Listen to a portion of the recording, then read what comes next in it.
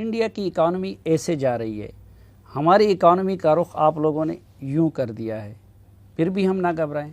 ये इंडिया जो है उसने क्रॉस कर लिया है ब्रिटेन को, जो कि किसी दौर में इंडिया ने देखे, इंडिया और पाकिस्तान ने इकट्ठी आजादी हासिल की। भी कंट्री देखा, कोई भी हमारे आसपास है ही नहीं अभी। किसी का इकोनॉमिक आउटलुक इतना है ही नहीं, इसके आधा भी नहीं है। तो फास्टेस्ट ग्रोइंग इकोनॉमी तो हम है ही, in fact we are a super power in making. So we will not go to a from a developing to a developed country. We'll go from a developing to a superpower in making. जो give a message कि जी हम यहाँ पे हैं। और पाकिस्तान की सूरत हाल ये है कि पाकिस्तान के सारे फेडरल मिनिस्टर्स इस्लामाबाद के एयरपोर्ट्स पे खड़े होकर बाहर से एड ले रहे हैं और डेलीगेशंस को रिसीव कर रहे हैं। कहीं से $5 मिलियन आ रहा है, कहीं से $10 मिलियन आ रहा है, कहीं से टेंट आ रहे हैं, कहीं से ये आ रहे हैं। गो को ये जो फ्लड्स हैं ये नेचुरल हैं और इसमें कोई शक नहीं है कि जो बारिश है वो तकरीबन 193% ज़्यादा हुई। तकरीबन 200% ज़्यादा बारिश हुई पाकिस्तान में इस स्पेल में, ये जो मॉनसून का था। अमूमन 4 स्पेल होते हैं, 9 स्पेल 8-9 स्पेल आ गए। इसमें भी कोई शक नहीं है। लेकिन क्वेश्चन ये है कि हमारा सारे का सारा जो मुल्क है वही बह गया और जितना पैसा हमने चाइना पाकिस्तान इकोनॉमिक कॉरिडोर में पाकिस्तान में इन्वेस्ट करवाया था, उससे आधा तो जो है वो ऑलमोस्ट इस 2 हफ्ते में फारग हो गए। न्यूयॉर्क है, फ्रैंकफर्ट है, उसके बाद टोक्यो है। तो अब देखें कि अब जिस तरह अब लंदन जो है वो उस तरह बड़ी मार्केट नहीं रहेगी। आप देखिए आपको दिल्ली को ऐड करना पड़ेगा। This is what is new. ये एक रियलिटी है।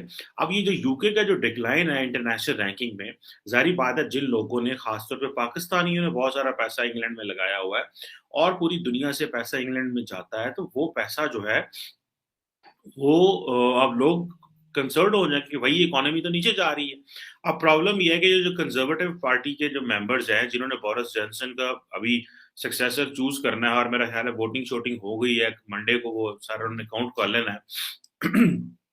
अब ये जो अच्छा मज़े की बात है यूके की भी सिचुएशन देख लें। यहाँ वहाँ पे भी एक इंडियन रीजन का जो ऋषि सुनक है वो